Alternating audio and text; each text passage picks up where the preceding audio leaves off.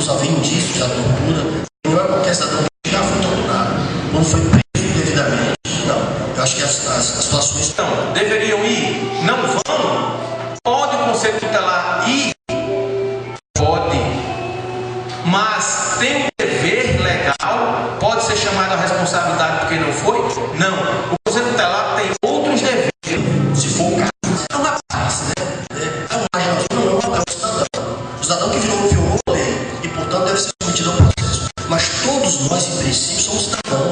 Vê o relato, obviamente ele vai falar. Hoje em dia, a gente sabe, se eu for para casa, eu fujo de casa, a mãe diz, eu gosto da minha filha, mas ele é um rapaz bom, mas eu não queria que fosse assim, não queria que ela morasse com ele já, mas já está morando, né, doutor?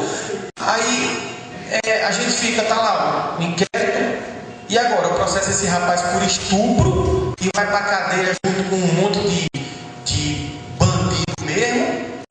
E o juiz vai instruir a causa, ouvir as provas, ouvir as testemunhas, ver os laudos periciais, se for o caso, e decidir sobre a culpabilidade desse preso. Se ele é culpado ou se ele é inocente. Se ele vai ter uma pena que pagar uma pena ou não. Tortura nunca mais. Não se pode numa sociedade que quer evoluir. Não, eu vou não com você, meu filho, eu quero dormir, certo? Então a gente vai privar eles disso tudo, não. Mas um crime que não é desses tão graves, certo? Mas não podemos também, como eu disse, o Estado não pode ser tão rigoroso. Se for prender todo mundo que vende bebida alcoólica menor, as cadeias já estão abarrotadas de gente. Então vai pipocar gente pelas janelas, certo? Então o que acontece? A lei diz, conduz, lavra o auto de infração, né? E depois remete ao juiz e ao promotor. E depois ele vai cumprir uma prestação de serviço à comunidade. Ele se negar a cumprir, vai ser preso, tá certo? Então, assim, tem pena de prisão sim. No que diz respeito aos bailes, às discotecas, os shows, casas fechadas, certo?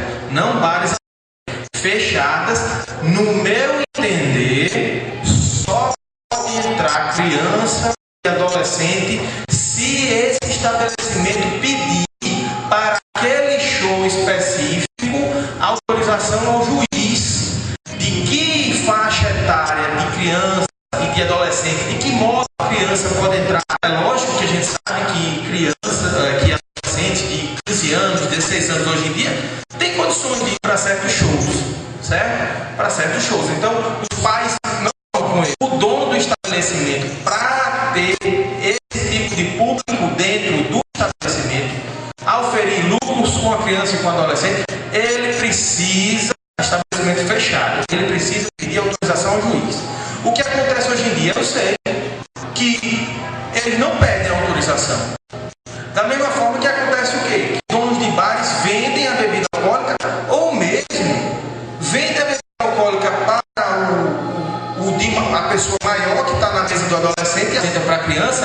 Ele está, os dois, tanto o maior fornecendo como o dono do bar vendendo, os dois estão praticando o ilícito penal que vai cair nas consequências que eu acabei de dizer. Entendeu? Ou seja, é contravenção penal. Vai dizer, mas várias casas de shows fazem aí, os adolescentes entram sem nenhuma autorização do juiz. Mas o que é que acontece também? Nós temos uma deficiência, né, nos órgãos de fiscalização, certo? É previsto no Estatuto da Criança e do Adolescente uma equipe de fiscalização de agentes de proteção do juízo da infância e da juventude. Só que a gente sabe que nesses interiores, onde as cidades são menores, onde às vezes o juiz é como o Dr. Gessé, que é um juiz de Natal, vem para cá prestar seu serviço 15 dias, tá certo? Às vezes a justiça não tem essas equipes, por um motivo ou por outro, certo? E a fiscalização fica prejudicada. Essas equipes elas devem ir não só a base, como a show, como a tudo. Em Mossoró nós temos. Mas porém vem outros municípios por aí, são vários os municípios do interior, que é difícil formar uma equipe de pessoas com condições capacitadas para fazer esse tipo de fiscalização, né? Em cidades com uma população um pouco menor. Então, temos em Natal, temos em Parmirim, mas necessidade encontrar. Quando existe essa equipe vai até o local. A pessoa lá, o dono do espetáculo, do show, o empreendedor, cadê o cara do juiz? Ah, não tenho não. Ah, não tem não? Pois então, vou pegar aqui. Pega duas crianças, dois adolescentes, sei lá, para fazer uma amostragem, lavra um laudo de infração, certo? Envia para a Justiça da Infância e a Justiça da Infância vai aplicar multa, que pode também enviar, pode também determinar o fechamento do estabelecimento, como diz o GESEC, certo? O bar vai fechar, a casa de show vai deixar de fazer show, tá certo? A pessoa vai ter que pagar multa, tá? E é desse jeito, é para ser assim, mas está faltando fiscalização, tá certo? Então, assim, a sociedade, é papel da sociedade mesmo, cobrar dos órgãos públicos, tá? Então, por exemplo, se um dia tiverem voluntários, né, querendo fazer parte de uma futura e eventual equipe de agentes de proteção, né, ou seja, a sociedade se mobiliza, o juiz, o Poder Judiciário vê que aquelas pessoas têm condições, né, para fiscalizar realmente, nomeia como agente de proteção e nas cidades, cada cidade pode ter a sua, aliás, cada cidade não, o juiz pode mandar essas equipes em cada cidade, tá certo? Só que há essa deficiência do material humano para conseguir as pessoas corretas, porque não é qualquer pessoa que vai pedir para isso. Tem gente que pega e, eu sou agente de proteção e se acha uma autoridade e começa a fazer bobagem, é todo ter direito. Então, tem que tomar cuidado com isso, né? E eu tinha outra coisa a falar. O Conselho Tutelar não tem essa atribuição de fiscalização, ele não tem essa atribuição. Ele pode acompanhar os agentes de proteção, certo? Nessas diligências, justamente como órgão que fiscaliza também os agentes de proteção. Mas o Conselho Tutelar, por excelência, assim falando, não tem essa previsão legal de ir aos locais fiscalizar. Pode fazer, tá certo?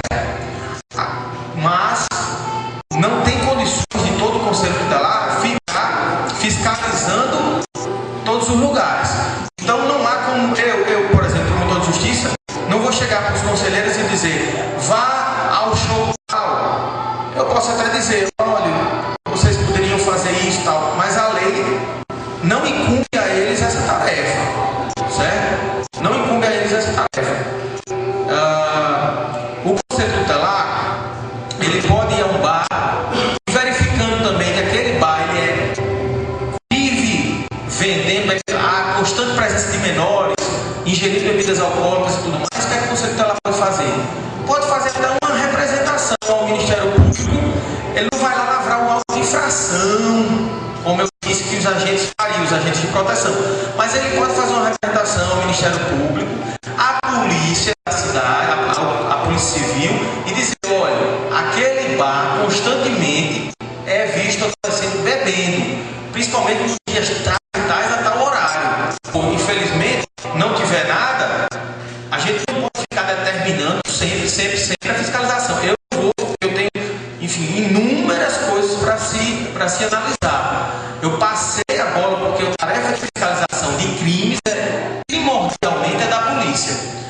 Assim como as infrações administrativas desse tipo de infração, que é casas de shows funcionando e autorizando, quer dizer, permitindo a entrada de crianças e adolescentes sem a autorização do juiz, bares vendendo bebidas alcoólicas ou cigarros a crianças e adolescentes. Isso aí primordialmente é da equipe de agentes de proteção. Mas pode ser feito pelo Conselho Tutelar? Pode. O Ministério Público, ele pode investigar crimes? Eu entendo que pode, né? O Supremo até hoje entende que pode. Porém, não é tarefa do Ministério Público ficar investigando todo o crime. Por quê? Porque deve ser aqueles crimes que a polícia talvez tenha alguma dificuldade de investigar, que aí eu vou investigar, certo? Ou seja, se algum policial praticou um crime, e aí os próprios colegas vão investigar ele, será que esse crime vai ser bem investigado? Né?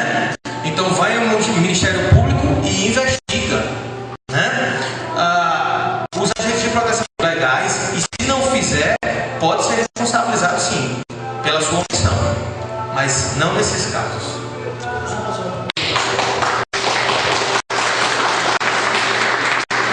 Muito bem colocado, doutor Daniel. Só vou fazer uma complementação, porque inclusive, só complementando rapidamente, que ele externou a posição dele, que a maioria dos juízes, e ele inclusive se insere como promotor, a maioria dos promotores, entende, compreende, que no caso de casas de espetáculo, que o lugar fechado, isso deva ser solicitada uma autorização ao juiz para que o alvará. Eu também comum com essa informação, então, talvez eu não tenha complementado o que eu tinha dito, porque essa é a regra. A regra é essa, justamente por um motivo muito sério, muito importante. É que, mesmo naqueles espetáculos em que a criança possa participar, um espetáculo, né, se há um curto-circuito, se há um incêndio, não, mas o bombeiro passou por lá e não tinha nenhum, mas pode haver. Imagina uma quantidade grande de crianças no ambiente que o doutor Daniel falou. Espetáculos fechados deve-se permitir a presença de crianças e adolescentes, em regra, mas mais crianças, né? Adolescente, em alguns casos até a gente pode ver, de acordo com a situação do ambiente, a segurança, eu acho, deve-se pedir ao juiz. E outra coisa, complementando o que ele falou, o doutor Daniel falou, existe também que ele até falou, mas eu queria só ressaltar, existe uma pena, vamos dizer assim, uma sanção, melhor dizer, administrativa, né, em dinheiro inclusive, para esses casos de casas de espetáculo que não pedem autorização e permitem o ingresso de crianças e adolescentes, quando na verdade deveria haver autorização expressa do juiz. Não só pode haver, se for o caso, a sanção criminal, se for o caso, para determinadas situações. Também deve existir a sanção administrativa, que inclusive acarreta uma multa e até o fechamento do estabelecimento. Isso é muito importante que se diga. Eu tenho duas perguntas aqui inscritas e mais duas pessoas inscritas aqui. Eu queria propor, doutor Daniel, eu queria propor só uma coisa, que a gente faça essas três perguntas em bloco e a gente vai responder, porque eu ainda vou pegar a estrada, vou para Natal ainda. Era isso que eu ia propor. Tem audiências, né, extremamente cansativo para mim, porque eu já vim para uma solenidade, enfim, estou um pouco cansado. Era exatamente isso que eu ia propor, porque eu vou ler as duas em seguida, eu passo as duas pessoas aqui fazerem as questões. Aí vocês entendem. A primeira pergunta é: qual a responsabilidade dos pais que deixam seus filhos até altas horas na rua, muitas vezes se prostituindo, bebendo ou usando drogas, sendo eles menores? A outra pergunta está totalmente relacionada aqui à questão da criança e do adolescente, mas é bem pertinente. Como a família deve proceder quando um dos seus familiares é preso e no ato da prisão é açoitado e maltratado? E agora tem umas duas pessoas aqui inscritas. Vamos responder, vamos responder essas duas, aí assim, bom, o doutor Daniel completa, se achar pertinente, mas em relação à primeira pergunta, que é uma exposição dos menores à segurança, à degradação, o doutor Daniel já respondeu que essas pessoas podem, no caso, a sanção criminal, se for o caso, para determinadas situações. Também deve existir a sanção administrativa, que inclusive acarreta uma multa e até o fechamento do estabelecimento. Isso é muito importante que se diga.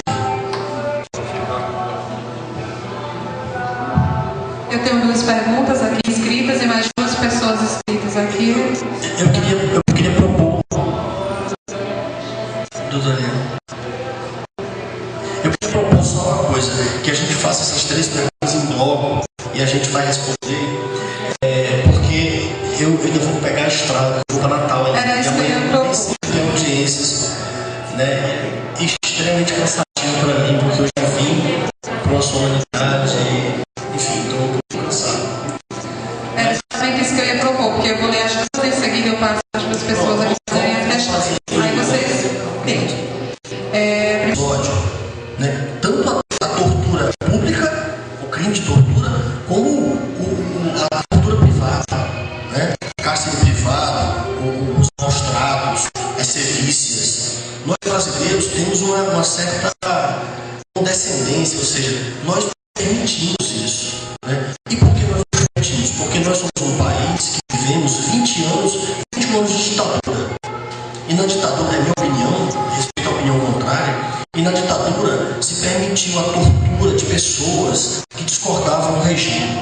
Né? Pessoas que tinham opinião contrária ao regime eram torturadas, mortas, barbaramente silenciadas. Muitos nunca foram encontrados. Os corpos dessas pessoas nunca foram encontrados. E nós brasileiros nunca refletimos sobre isso. Existe uma comissão da verdade aí para tratar dos crimes de tortura, mas nós brasileiros nunca discutimos isso. Não sei porquê, talvez seja muito mais complexo do que tratar desse tema, seja muito mais complexo do que essa audiência pública, seja necessário uma outra audiência. Mas isso fez com que nós, no regime democrático, quando acabou a ditadura, nós permitíssemos que a polícia reinava. Eu sou totalmente contrário a isso, eu repudio esse tipo de coisa. Preso pode ser qualquer preso, pode ser o mais bárbaro dos presos. A função do Estado é prender, se for o caso, e submetê-lo a um julgamento justo. E que quer se civilizar, permitir a tortura, não se pode. Nós vamos dar um passo atrás se nós permitirmos que as pessoas no país sejam torturadas. Vejam o caso daquele rapaz que passou na televisão, que foi objeto de comentários daquela jornalista Raquel Sherazade, até paraibana, é uma pessoa que é comentarista, é âncora do SBT. Eu sou totalmente contra isso. Eu acho que é uma cultura abominável. Né? Ela pode ter a opinião própria dela, eu respeito, e todos podem ter suas opiniões. Mas você permitir que alguém, o marginalzinho merece, ainda que seja um marginalzinho, ele não merece esse tratamento. Ele tem que ser preso, submetido a um processo, e se for o caso, condenado e levado à prisão, se for o caso. Mas torturar, prender o rapaz e da mesma forma que nós não queremos isso para nenhum familiar nosso, que com medo de um crime, nós também queremos que os outros. Então, isso é abominável. Eu acho que quando houver tortura, e é uma situação muito difícil, quando for feito pelos órgãos que deveriam proteger o cidadão, eu acho que isso é uma veracidade elevada, porque a concreta de tortura, em que a pessoa foi torturada, amarrada, choque elétrico, todas esses meios abomináveis de tortura, eu acho que deve ser submetido ao crivo do Ministério Público, e se for o caso, ao processamento. Vou passar a palavra ao doutor Daniel, não sei se é... Não, eu comungo em tudo que Vossa Excelência falou. Eu tenho mais duas perguntas escritas e eu faço a leitura das duas e as quatro aí, certo? Pode ser?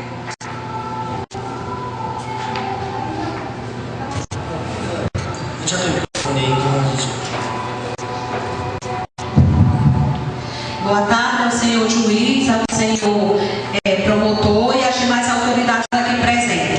Eu gostaria, doutor, de saber de vossas senhorias se uma mãe que tem uma filha adolescente de 13, 14 anos tem o conhecimento de que ela está se relacionando com uma pessoa com uma idade bem superior à dela, se a mãe pode ser responsabilizada, visto que a pedofilia a gente sabe que é uma das maiores causas de abuso à criança e é um dos assuntos mais abordados no momento também, se a mãe e o pai são responsabilizados por isso. Mais uma pergunta. Esse Fernando de Queiroz, professora, gostaria de saber como o professor deve agir com o aluno que é presente e não participante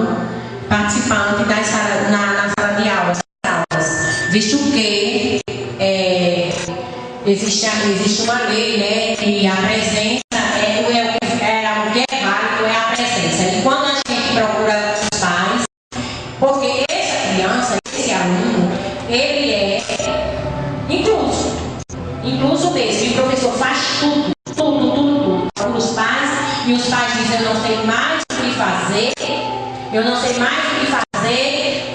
se vira aí com ele, faça aí o que você puder. É isso que acontece na maioria dos casos.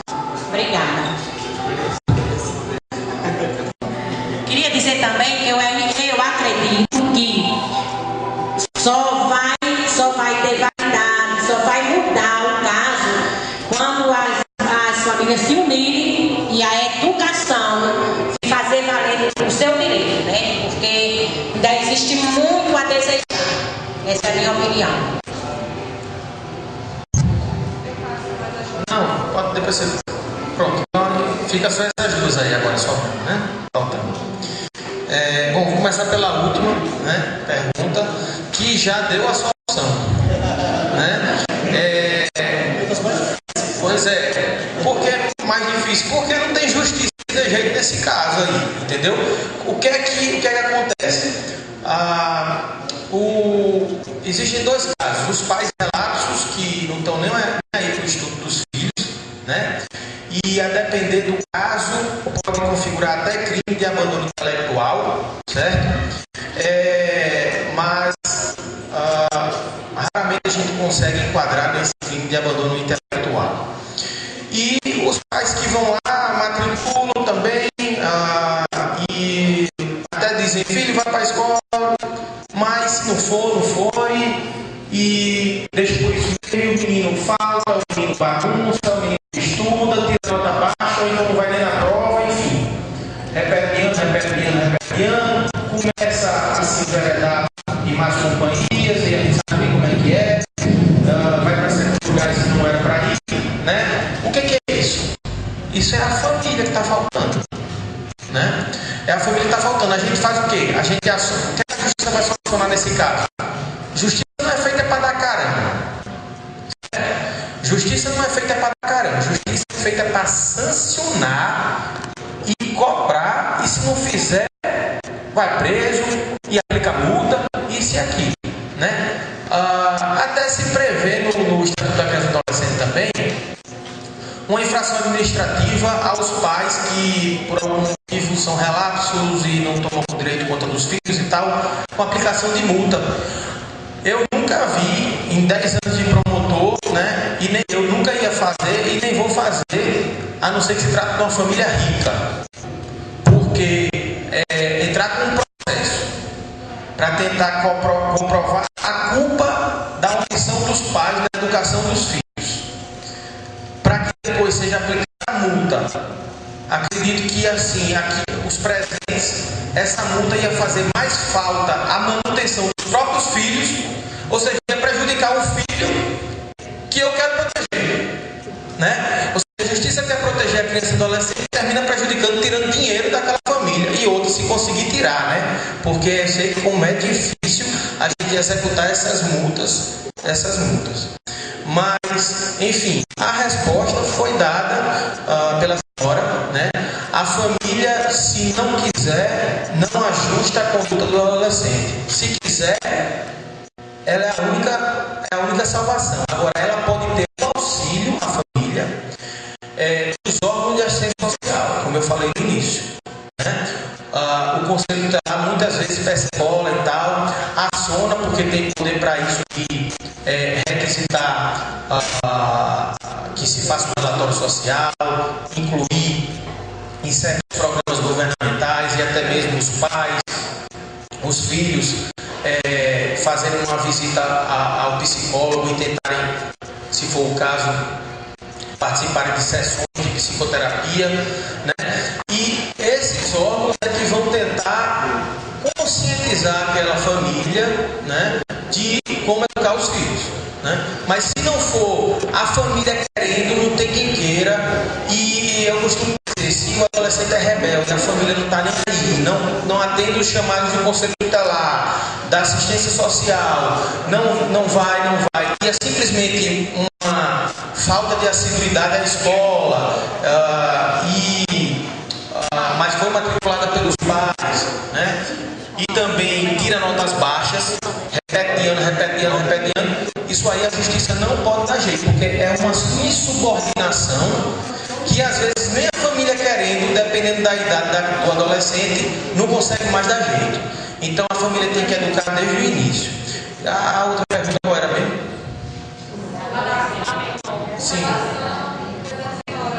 Sim, sobre o quê? Sim, é outra pergunta difícil. A choque, né, de direitos, assim, né? O que é isso? É o choque do direito da criança e do adolescente, que é representado pelos pais, né, a ter a sua vida sexual preservada, né? Sua vida sexual preservada, ser tutelada pelos pais, né? Orientada, ou seja, não é permitido, né? Com raríssimas exceções, ninguém casar abaixo de 16 anos, né? Isso aí não é permitido. Então, assim, as famílias também, mais uma vez a família, ela tem papel preponderante nisso aí.